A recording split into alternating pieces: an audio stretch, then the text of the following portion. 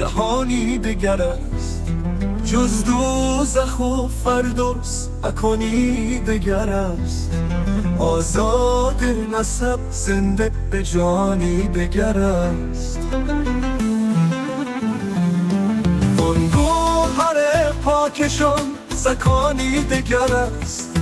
تلاشی و رندی سرمایه عشق، قرایی و زاهدی جهانی دگر است. ما را گویم در کین نشانی دگر است.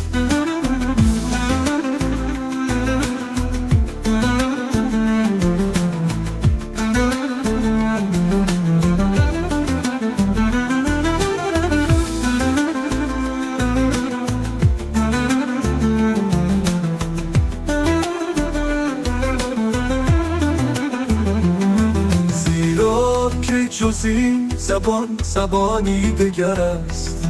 زیرا که جز این زبان زبانی دگر است. آزاد نسب زنده به جانی دگر است. آن گوهر پاکشان زکانی دگر است.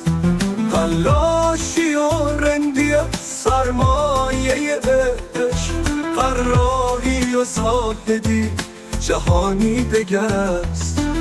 ما را گویم در کین نشانی دگر است. زیرا که جز این زبان زبانی دگر است.